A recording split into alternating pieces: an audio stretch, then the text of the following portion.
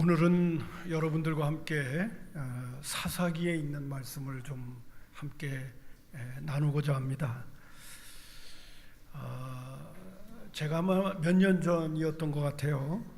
텔레비전에서 재중원이라고 드라마가 있었습니다.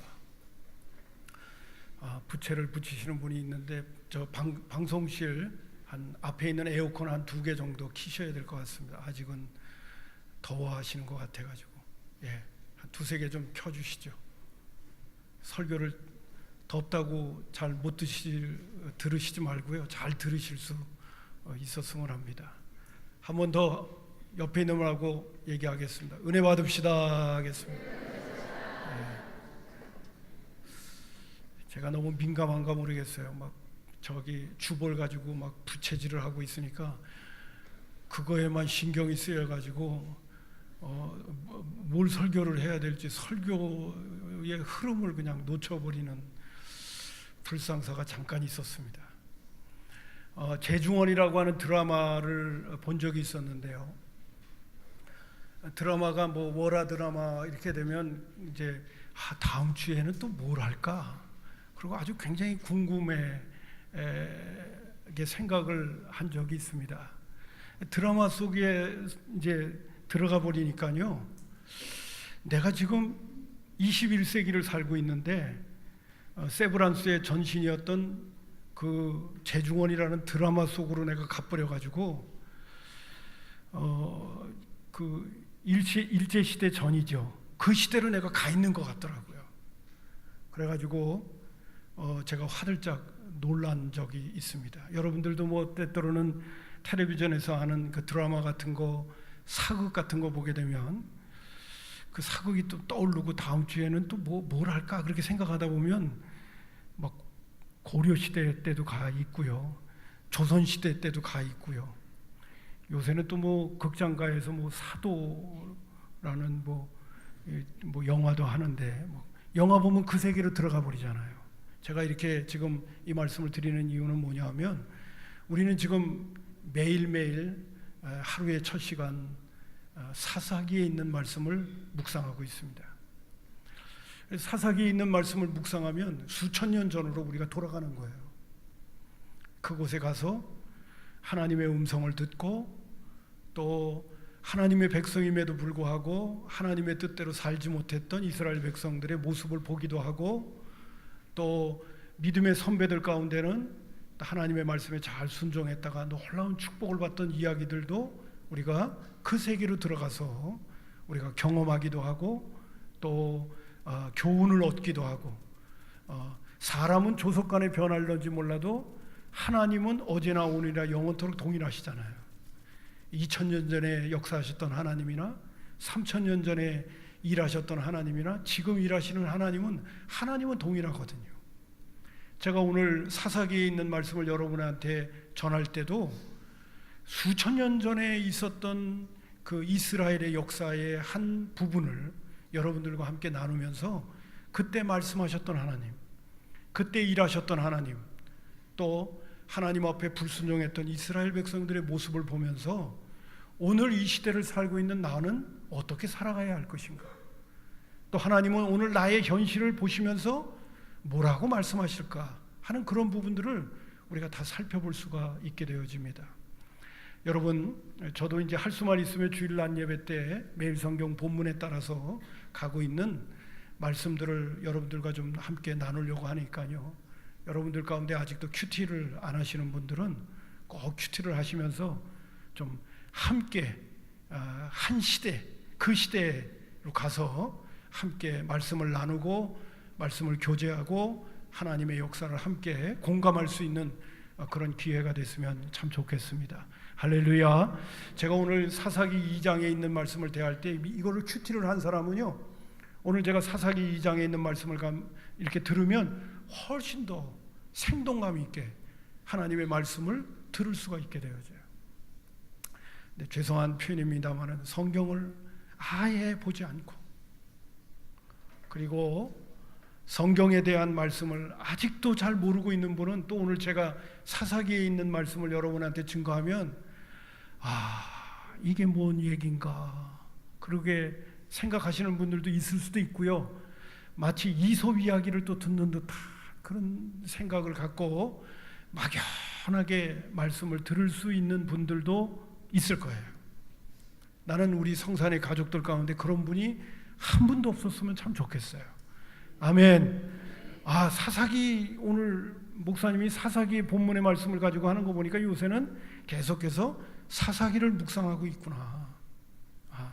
근데 그때 그 본문을 봤는데 목사님은 또 그 말씀을 또 그렇게 보시네. 나는 그 말씀을 볼 적에 이런 부분을 깨달았는데 목사님은 그 말씀을 보면서 이렇게도 말씀을 해주시는구나 하면서 같이 공감할 수 있는 그런 기회가 좀 계속됐으면 참 좋겠다 하는 생각을 가져봅니다. 지금 사사들 가운데 지금 어디까지 어떤 인물을 오늘 아침 묵상했는지 아세요? 요새 지금 누가 나오고 있어요? 누가 나오고 있습니까? 예? 삼손 이야기가 나오고 있어요. 이게 뭐 모르는 사람은 지금 삼손이 누구야 이러는 사람, 아마 삼손이 누구야 이러는 사람은 거의 없을 것 같아요. 저는 이제 삼손의 말씀을 이렇게 삼손이라고 하는 인물이 딱 떠오르면 뭐가 생각이 나느냐면요, 샘소나이트가 생각이 납니다. 여러분 샘소나이트 알아요? 예? 여행 가방. 예, 여행 가방. 아마 가방 중에서 그래도 제일 튼튼하고 좋다라고 하는 가방이 샘소나이트 가방이에요. 왜 기분이 나쁘세요? 예. 살 수 있으면 뭐 이렇게 여행 가방 같은 거 샘소나이트 샀으면 좋겠어. 근데 왜 제가 이제 샘소나이트를 이렇게 보니까 왜 이 샘소나이트가 삼손의 이름을 따가지고 진 거거든요. 그래서 가방이 튼튼하다는 이미지를 살리려고, 그리고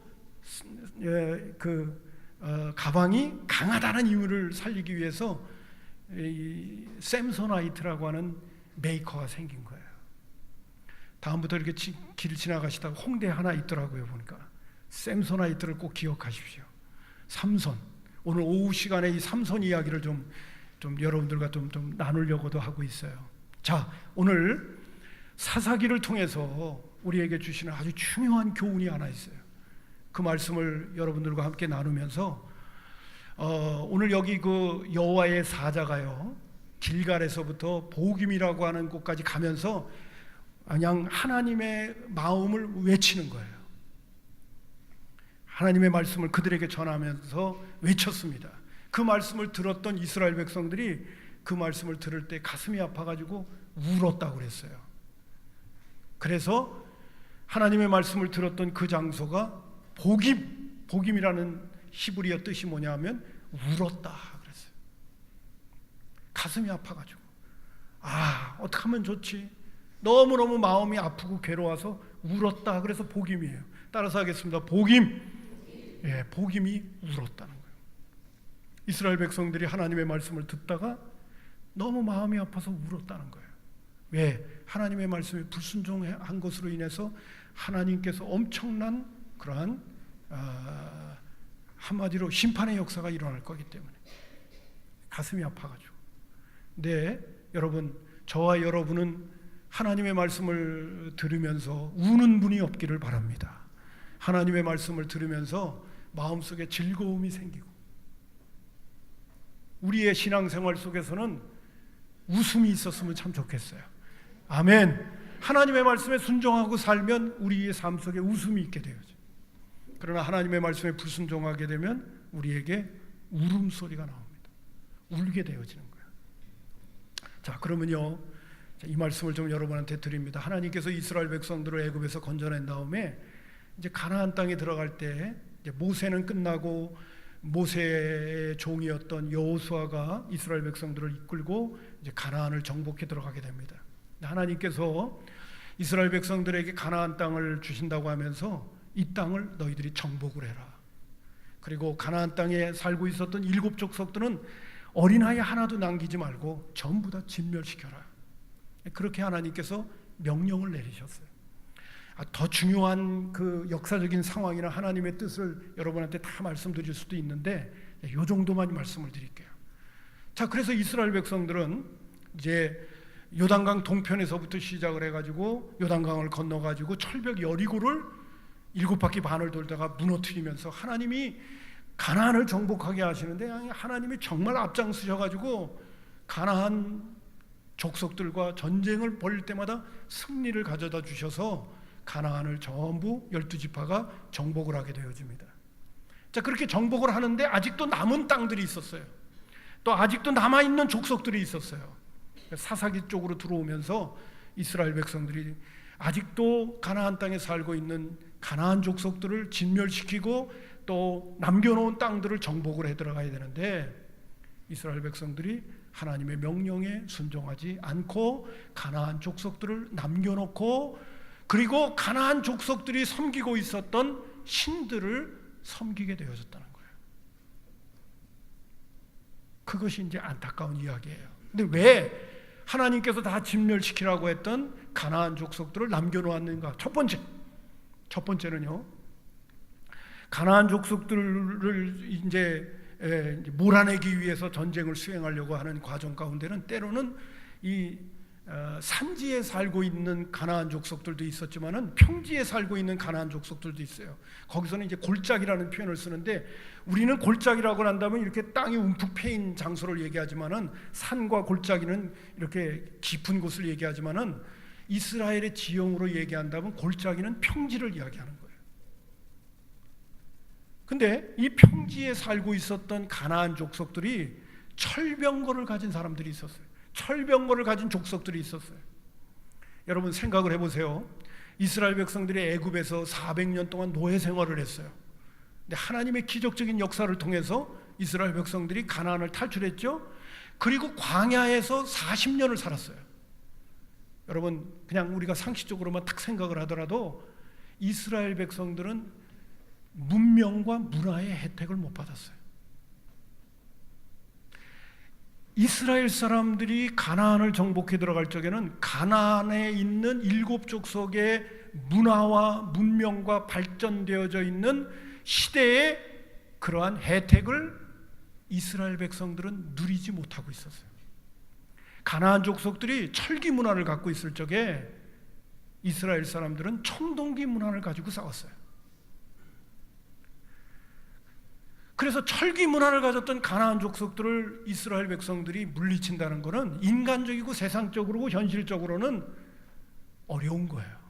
그리고 가나안에는요 네피림이라고 하는 거인들이 살고 있었어요. 그 당시에 전쟁은 누가 더 힘이 세느냐, 누가 더 좋은 무기를 갖고 있느냐, 지금도 그렇긴 하지만은 그땐 더 그게 피부로 와닿는 전쟁이었어요.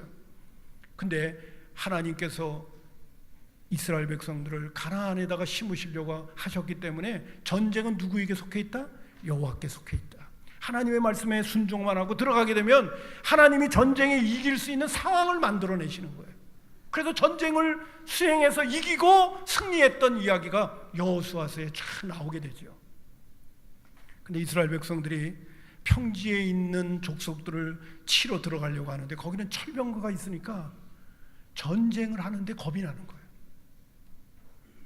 하나님이 전쟁을 승리케 하시는 건데 그 믿음이 떨어지니까 어떻게 되느냐? 주어진 현실만 보는 거예요. 그래서 사사기 1장 19절에 보면 가나안 족속들을 하나님은 다 진멸하라고 그랬는데 남겨놓으셨던 첫 번째 이유는 골짜기의 주민들은 철병거가 있으므로 그들을 쫓아내지 못하였다고 말해주고 있어요. 지금으로 말한다면요, 그냥 박격포 같은 거 하고 탱크하고 싸우는 거 같은 거예요. 그러니까 주어진 현실이 그러니까 이스라엘 백성들이 전쟁을 하고 싶은 생각이 들질 않는 거야. 그래서 골짜기에 있는 철병거를 갖고 있는 가나안 족속들과 싸우지 않고 내버려 두니까 쫓아내지를 못하는 거예요.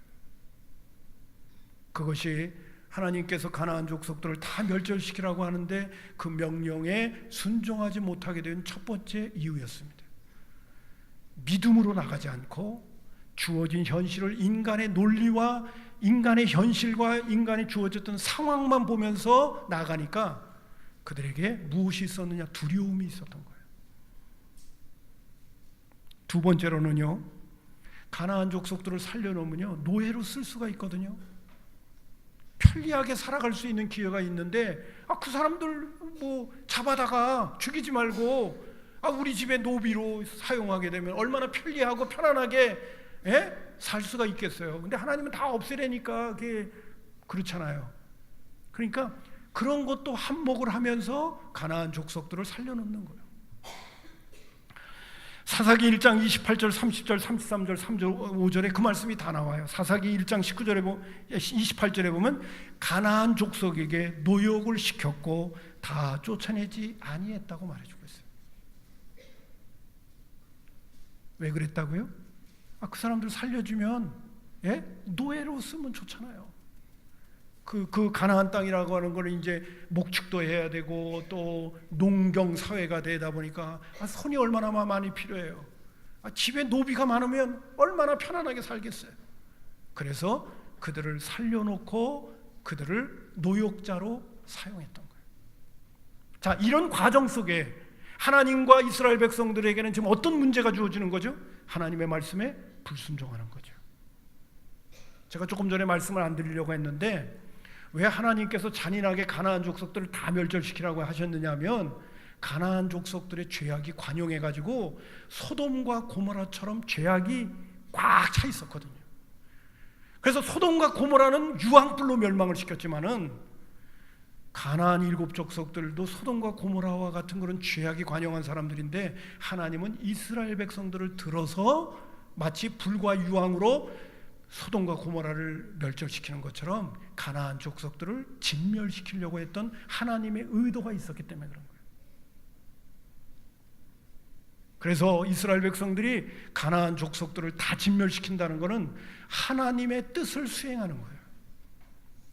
근데 그들은 자기가 편리하자고 그리고 주어진 현실에서 인간적이고 세상적인 두려움이 있다 보니까 하나님의 말씀에 불순종해버리고 마는 거예요. 또 하나는 뭐냐 하면요, 하나님이 이스라엘 백성들이 섬기는 하나님이 얼마나 위대한 하나님이에요. 애굽에서 10가지 재앙을 통하여 이스라엘 백성들을 독수리 날개에서 날아서 품어가지고 옮겨온 것처럼 구원한 것처럼 출애굽을 시킨 것처럼 하나님은 이스라엘의 하나님은 위대한 하나님이에요. 홍해를 갈라서 지나가게 하셨고 가나안을 갈라서 갈릴리 요단강을 갈라서 지나가게 하셔서 가나안 땅을 얻게 하셨던 하나님이 이스라엘의 하나님이요. 이스라엘 백성들의 조상의 하나님은 위대한 하나님이요. 타의 신들하고는 비교가 될 수가 없는 신이에요. 근데도 이스라엘 백성들이 가나안 땅에 들어가서 누구를 섬기기 시작하느냐면 가나안의 신인 바알과 아세라 신을 섬기기 시작하는 거예요. 저는 예전에 이 말씀을 대하면서 아니 그 위대한 하나님, 우리가 믿는 창조주 하나님, 기적과 능력을 행하시는 전능한 하나님이 있는데 왜 그렇게 무능하고 능력도 없고 제가 볼 적에는 신 같지도 않은 가나안의 신을 왜 이스라엘 백성들이 섬겼을까? 왜 그들의 마음이 가나안에 있는 바알과 아세라 목상을 섬기는 걸로 왜 기울어졌을까라고 정말 궁금하게 생각할 때가 많았어요. 근데 가나안 7 족속들이 죄악을 저지르면서 섬겼던 이 바알신과 아세라 목상은 그들이 갖고 있는 인간적이고 육체적인 매력이 있는 거예요. 여러분, 하나님은 거룩하게 살기를 바라시고 하나님의 말씀에 순종하면서 절제하는 삶을 살기를 바라시는데 가나안 땅에 있었던 바알과 아세라고 하는 것은 인간이 만들어낸 신이에요, 결국은. 근데 바알과 아세라에게 신전에서 제사를 드릴 때마다 그들은 신전에 있는 여사제들하고 제사를 드릴 때마다 성관계를 갖는 거예요. 그러니까 이스라엘 백성들이, 특별히 남자들은 성욕이 있고 정욕이 있는 사람은 뭔가 이런 성적인 부분에 있어서 자유로워지고 싶고 많은 여자들과 관계를 갖고 싶고 막 이러한 어떤 육체적인 정욕 그리고 이런 성적인 부분들, 이런 것들을 바알과 아세라는 막 자유롭게 해주는 거예요. 마음대로 쾌락을 즐기면서 살 수 있도록 종교적으로 허용을 해버리는 거예요.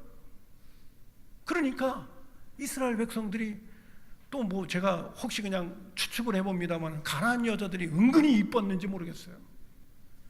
가나안에 들어가 보니까 바알과 아세라가 바알은 남신이고 아세라는 여신이에요. 아스타롯이라고 해요. 여신인데 둘이 같이 이렇게 하나가 되어져서 관계를 맺으면 거기서 번쩍번쩍 해갖고 하늘에서 비가 내린다는 거예요. 희한한 논리로 이제 우상을 만들어 놔가지고 그들이 바알과 아세라에게 제사를 지낼 적에도 여사제와 또 제사 드리는 사람이 들어가가지고선 성적인 관계를 가지면서 막 광란의 시간을 갖게 될 때 바알과 아세라가 흥분을 해가지고 그들이 소원하는 것을 들어주고, 그리고 농경사회니까 비가 내려야 곡식이 잘 되잖아요. 그러면 이 신이 흥분을 해가지고 하늘에서 비를 내리게 만든다는 거예요. 제가 지금 너무 흥분해가지고 많이 얘기를 하는가 모르겠는데요, 그러니까 그들에게 육신의 쾌락에 대해서 자유를 주는 거예요. 하나님은 그런 것들을 금하는데, 그러니까 은근히 마음이 빼앗기는 거예요. 그래서 바알과 아세라를 섬기고, 또 바알 신의 특징이 뭐냐면 비를 주는 신이고 다산의 신이고 풍요를 주는 신이요. 인간이 육신의 정욕과 안목의 정욕과 이생의 자랑을 갖고 있는 그 부분을 아주 충족시켜주는 멋진 신이요. 인간이 부패하고 타락한 본성을 가진 그 욕구를 아주 만족스럽게 허락해주는 신이 바로 뭐냐면 가나안의 바알 신이었던 거예요. 그냥 옆에 있는 사람이 조금만 꼬드기면요, 지금 내가 육신을 입고 이 땅에 사는 날 동안에 풍요, 물질의 복, 그리고 다산의 복, 자녀가 잘 되는 복 뿐만 아니라 육체의 어떤 때는 마음이, 삶의 여유가 있고 시간이 있고 그러면 즐기고 싶은 욕망, 이런 것들을 막 이 바알과 아세라 신이 그냥 자유롭게 허용을 해주니까 위대한 하나님이 계시고 능력 많으신 하나님이 계시더라도 그 하나님은 자꾸 이것도 하지 마라, 저것도 하지 마라, 이거 해라, 저라. 육신이 그런 것들을 어떤 거는 하고 싶기도 하고 안 하고 싶고 하는데 그런 것들을 자꾸 절제시키고, 그렇게 자꾸만 요구하고 그러니까 그들이 하나님을 더 섬기는 것보다도 뭐 이 신도 신이고 저 신도 신인데 이왕이면 내 마음에 맞는 거, 내 입에 맞는 신이 더 좋지 않겠어? 그러고 그들은 가나안에 있는 바알과 아세라 쪽으로 그들의 마음이 기울어지기 시작하는 거예요.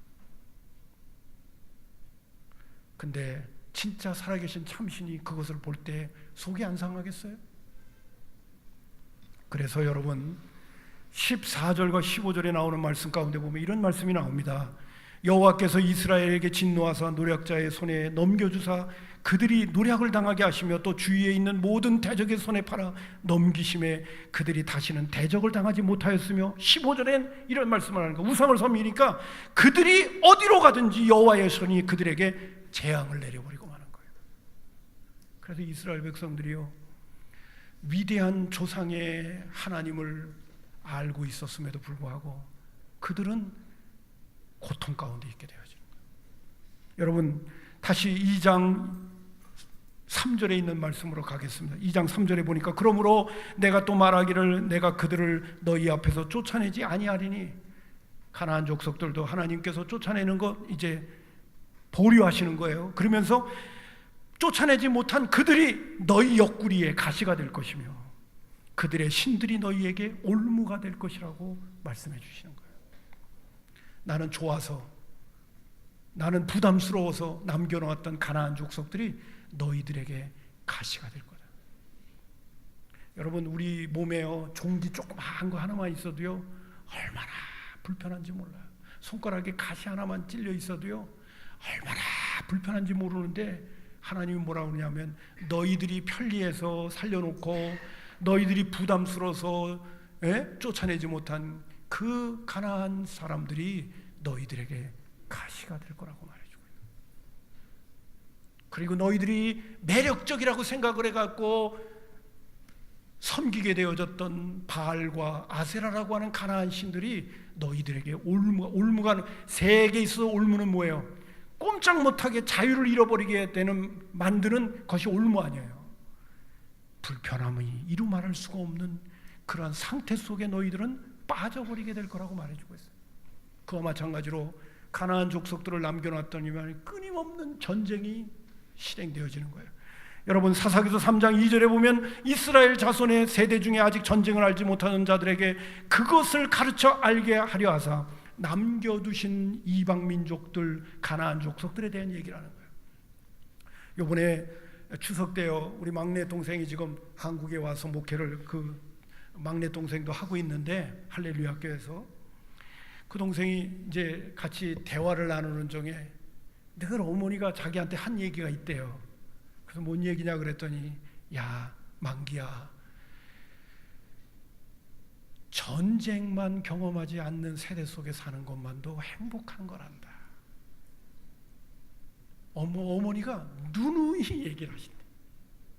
전쟁을 경험한 세대는요, 전쟁이 얼마나 슬프고 고통스러운가라는 것을 우리 어머님은 알고 계신 거예요. 그래서 어머님이 미국에 자기가 있을 때 얘기를 늘 하대요. 야, 전쟁만 경험하지 않는 세대 속에서 사는 것만도 행복한 거야. 근데 우리나라 이번에 이북에서 쳐들어온다는 전쟁 소식이 듣자마자, 죄송한 표현입니다, 저와 우리 막내 동생은 어머니에게 불효할 뻔했어요. 괜히 우리 막내 동생은 요번에 이북에서 이렇게 뭐 상황이 여의치 않아지니까 괜히 어머니한테 죄송하더래요.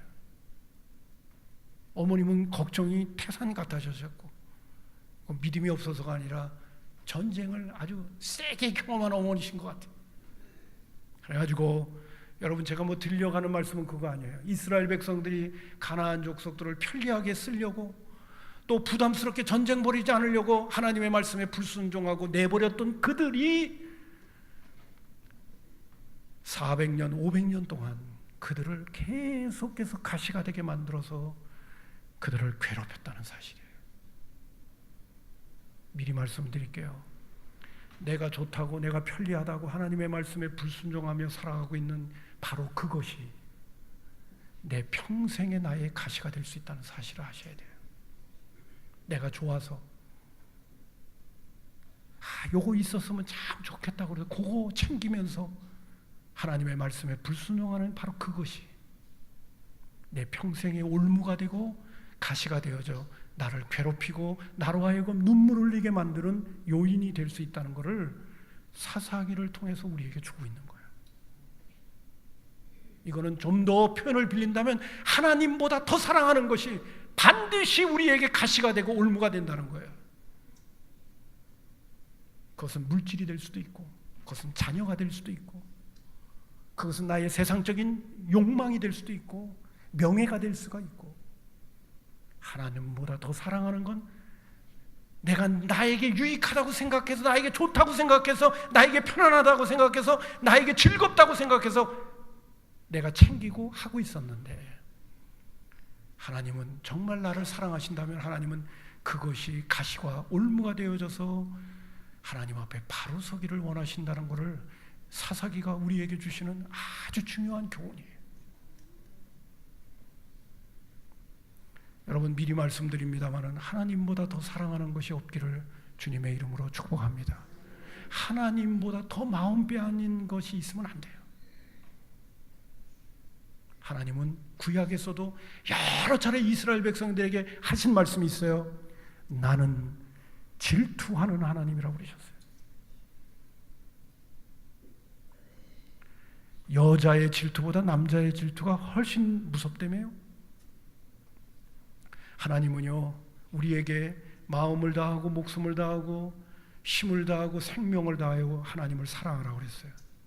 난 옛날에 이 말씀 드리면요, 죄송한 표현을 빌립니다, 기분이 나빴어요.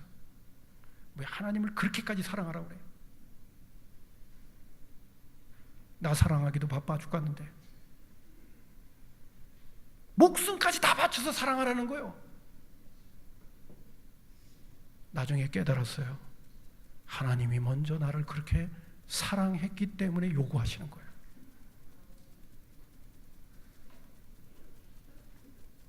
여러분, 성경의 중요한 메시지가 여러분 뭔지 아시죠? 신앙은 하나님과 나와의 관계를 이야기하는 거예요. 내가 하나님을 통해서 무슨 덕을 보자는 게 신앙이 아니라 먼저 중요한 핵심은 하나님과 내가 어떤 관계를 갖고 있느냐가 신앙의 이야기를 하는 거예요. 이스라엘 백성들이 하나님보다 더 사랑하는 거, 하나님보다 더 좋아하는 거, 하나님보다 더 마음이 빼앗기는 거, 하나님보다 다 육신적이고 세상적으로 더 즐기고 편안하고 좋은 거, 이런 것들을 챙기면서 하나님이 요구하시는 말씀에 불순종하게 될 때 하나님은 가만히 있을 수가 없었어요. 그들이 좋아하고 챙기고 또 마음 빼앗겼던 그 모든 것들이 그들에게 가시와 올무가 되어져서 정말 내가 신앙생활을 어떻게 해야 되는가를 하나님께서 다시 한번 깨닫도록 만들어 주시려고 교훈을 주셨던 메시지가 사사기의 메시지라는 사실이에요. 아멘입니다. 이스라엘 백성들이 우상을 섬길 때 하나님이 어디를 가든지 쫓아다니면서 재앙을 내려버렸대요. 여러분, 우리가 아무리 내 나름대로 노력하고 수고하고 애쓰고 그리고 열심히 산다 하더라도 하나님이 가면서 계속 재뿌리면요 안 되는 거예요. 하나님 살아계심을 믿으면서 이런 말씀을 대할 적에 하나님이 두려운 줄 알고 하나님이 오늘도 시퍼렇게 살아서 역사하시는데 나는 내 나름대로 수고하고 애쓰고 있는데도 하나님이 불꽃 같은 눈으로 보고 있다는 것을 믿는다면 절대로 하나님의 말씀에 불순종할 수 없어요. 오늘도 우리가 하나님의 말씀에 불순종하고 그리고 하나님의 뜻보다는 내 생각을 더 앞세우면서 막 이렇게 살아가고 있는 거는 거기에 뭐가 좀 숨겨져 있느냐면 하나님이 살아계시다는 걸 안 믿고 있는 거예요. 하나님이 살아계시다는 걸 믿고 하나님의 말씀이 엄연히 우리에게 주고 있는 메시지를 알고 있는데 그런데도 나는 내가 좋은 것 쫓아가고 있는다는 그 자체의 그것의 영적인 상태가 뭐냐? 내가 하나님이 살아계시다는 걸 지금 안 믿고 있다는 거예요. 믿는다면 그런 행동과 그런 생각을 가지고 갈 수가 없어요. 왜? 그런데도 가는 사람은요, 이 사람 대단한 사람, 용기가 대단한 사람이야. 하나님과 한번 붙어보겠다는 것밖에 안 되는 거예요. 그런 미련한 짓을 왜 해요?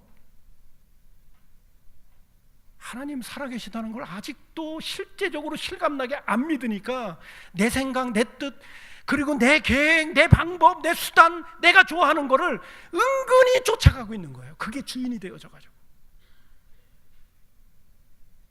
그래서 제가 우리 믿음의 식구들에게 오늘도 드리는 메시지가 뭔지 아십니까?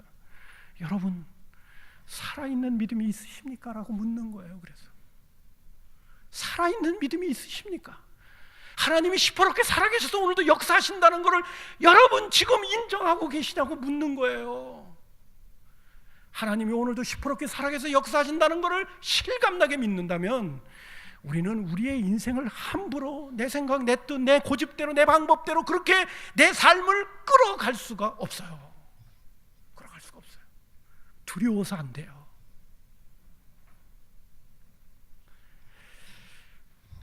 아멘입니다. 그리고요, 행복이라는 게 뭔지 아세요? 내가 기대하는 것들이 다 성취되고 이루어지는 것이 행복이라고 생각하면 그 사람은 행복의 진정한 가치를 모르는 사람이에요. 행복은 어떤 사람이 행복한지 아세요? 이 세상에서 줄 수 없는 것을 하나님만이 주시는 거예요. 그게 뭔지 아세요? 우리가 예배드리면서 신앙 고백했잖아요. 그 신앙 고백 가운데 뭐가 나옵니까? 몸이 다시 사는 것과 영원히 사는 것을 믿사옵나이다.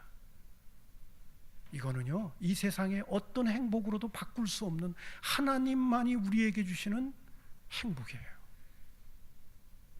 죽음을 뛰어넘을 수 있고 영원한 하늘나라에 들어갈 수 있는 이 모든 것들이 하나님은 진짜 행복이 뭔가를 알고 계시기 때문에 그 진짜 행복을 주려고 아들 예수 그리스도를 이 땅에 보내셔서 십자가에 못 박혀 죽게 하시고 우리의 죄의 문제를 해결시켜 주시고 요한복음 3장 16절 말씀하시는 그대로 하나님이 세상을 이처럼 사랑하사 독생자를 주셨으니 이는 저를 믿는 자마다 멸망치 않고 영생을 얻게 하려 하심이라는 그 영생, 우리 모두는 다 죽을 수밖에 없는데 이 땅 땅에 아무리 큰 행복과 좋은 것들을 다 누리고 있어도 다 놓고 가야 되는 인생들인데, 그리고 우리는 어디로 가는지도 모르고 방황하고 있는 인생들인데, 하나님께서 우리에게 영원한 천국을 소망 가운데 바라보게 하시고, 그리고 그 나라에 들어가서 영원히 하나님과 더불어 살아갈 수 있는 몸이 다시 사는 것과 영원히 사는 것을 믿사옵나이다. 진짜 믿는 사람이라면 예수 믿는 것처럼 행복한 사람이 없는 거예요. 근데 어떤 사람은 그런 얘기를 해요. 나는요 예수 믿는데도 복을 못 받아요. 이런 사람이 다 있나? 진짜 복은 복음에 있는 건데,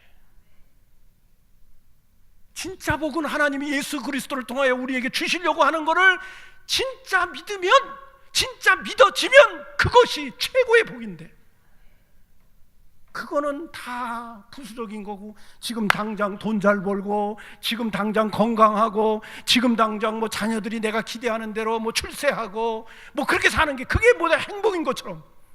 여러분, 그거는요 있다가 없어질 것들이에요. 다 있다가 없어질 것들이에요. 그러나 죽음의 문제를 해결해 주시고, 우리에게 영생을 주시고, 영원한 나라를 주시고, 하나님과 영원히 살 수 있는 그 세계를 열어주신 거는 영원한, 인간이 풀 수 없는 가장 근본적이고 최후의 세계를 하나님이 다 풀어주신 거예요. 여러분, 제가 오늘 이 시간에 이 말씀을 드리면서도 아직도 내 안에 구원에 대한 확신과 뿐만 아니라 영원한 하늘나라에 대한 소망에 대한 믿음이 부족해서 오늘도 흔들흔들거리시는 분이 있다면, 지금이라도 늦지 않았다고 생각하고, 하나님 나에게 믿음 좀 주세요. 살아있는 믿음을 주세요. 오늘이라도 이 세상을 떠나면 내가 영원한 하늘나라 들어간다는 그런 웃음을 가지고 살아갈 수 있는 하나님의 사람이 될 수 있도록 하나님 나에게 눈을 뜨게 해달라고 기도해야 되는 줄로 믿습니다. 우리는 다, 또 오늘도 또 얘기하네요. 우리는 다 죽어요. 이 땅에 있는 거 다 내려놓고 가는 거예요. 시간 문제만 있는 거지. 근데 그거를 누가 풀어줄 수 있어요? 누가 그 문제에 답을 줄 수 있단 말이에요? 아무도 못 줘요. 이 세상에 있는 것 가지고는 그 누구도 줄 수 없어요. 누구만이 주고 계시느냐? 하늘에 계신 하나님만이 그 답을 오늘도 자연스럽게 우리에게 주고 계셔요. 우리가 뭣도 모르고 몸이 다시 사는 것과 영원히 사는 것을 입으로는 우리가 조잘조잘 거릴는지 몰라도 가슴으로 안 믿어지니까,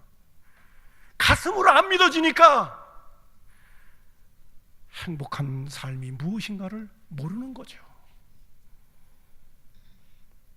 이스라엘 백성들은 그들의 조상의 하나님이 얼마나 위대한 하나님이고 얼마나 축복된 하나님이라는 것을 그들이 까마득하게 잊어버리고, 당장 지금 눈앞에 보이는 즐거움과 행복과 지금 당장 눈앞에 보이는 부요와 풍요와 안식과 그리고 안락과 편안함과 여기에 마음이 빼앗겨가지고 하나님이 진짜 주시려고 하는 복에 대해서는 관심이 없는 거예요.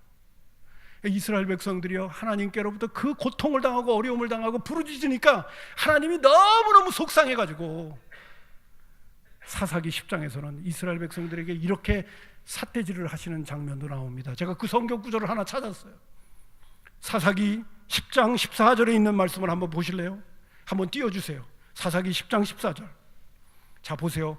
하나님이 고통당하고 있는 이스라엘 백성들이 부르짖으면서 하나님 앞에 도움을 청하면서, 아이고 우리 죽겠습니다 하나님이여, 우리 조상의 하나님이여, 이제 우리를 용서해 주시고, 우리가 우상 숨겼던 거 용서해 주시고, 이제 우리를 좀 살려주세요, 우리 고통에서 살려주세요 라고 막 부르짖으니까 하나님께서 하도 속이 상해가지고 뭐라 그러냐면, 가서 너희가 택한 신들에게 부르짖어 너희의 환난 때에 그들이 너희를 구원하게 해. 뭐 니네들이 좀 알아서 지금 뭐 바알과 아세라며 네 주변에 있는 신들 열심히 신겼는데, 그 신들 좋다고 그래서 따라갔는데, 그러면 그 신들한테 도움을 청하지 왜 나한테 와? 하나님이 그런 얘기도 하셨어요. 왜요? 하도 속상하니까. 냄새도 못 맡고 듣지도 못하고 말하지도 못하는 우상에게 엎드려서 인간이 갖고 있는 욕망이 보여야 실감이 나니까, 하나님은 보이지 않으니까 하나님의 하나님됨을 인정하기가 어렵고, 그냥 눈에 뭐가 이렇게 단지가 있고 뭐가 이렇게 신당이 서져 있고 이러면 뭐가 있는 것 같아가지고 바알과 아세라를 섬겼던 그들을 향해서 하나님이 하도 속상해서 너희들이 그들을 섬겼다면, 그 신을 섬겼다면 그 신이 너희들을 도와달라고 그들에게 도움 청해. 나한테 오지 말고. 그렇게까지도 얘기하셨어요. 그들이 도와줄 수 있나요?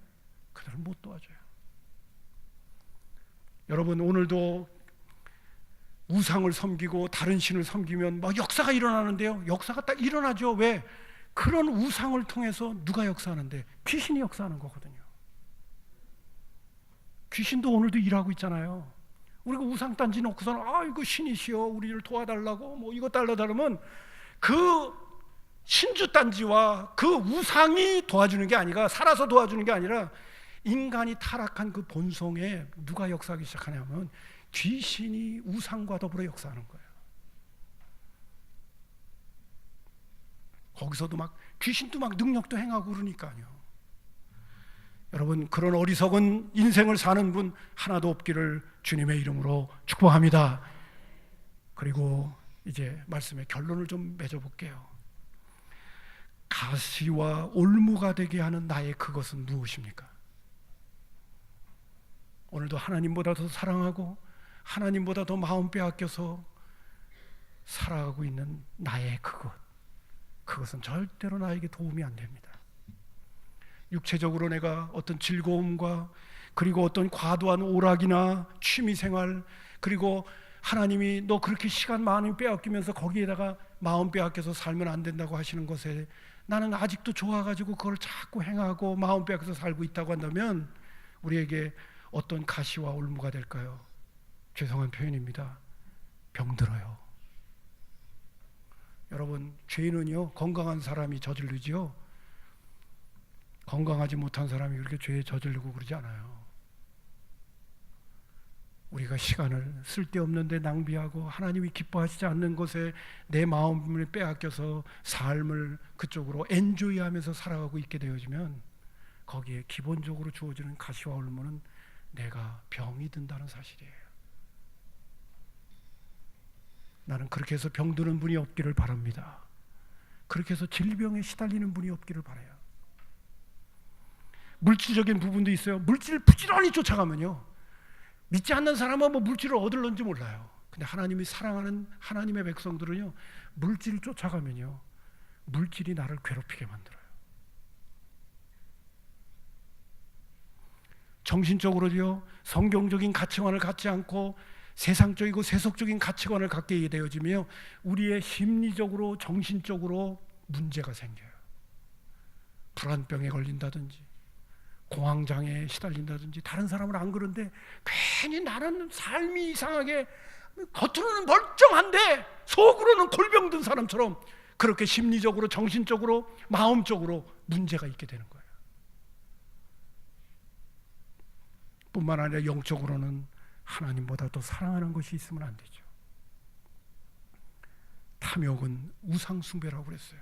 하나님과 재물을 겸하여 섬길 수도 없다고도 말씀하셨고요, 하나님보다 더 내 마음을 빼앗기는 것이 있게 되어지면 반드시 그것이 나를 괴롭히게 만들 거예요.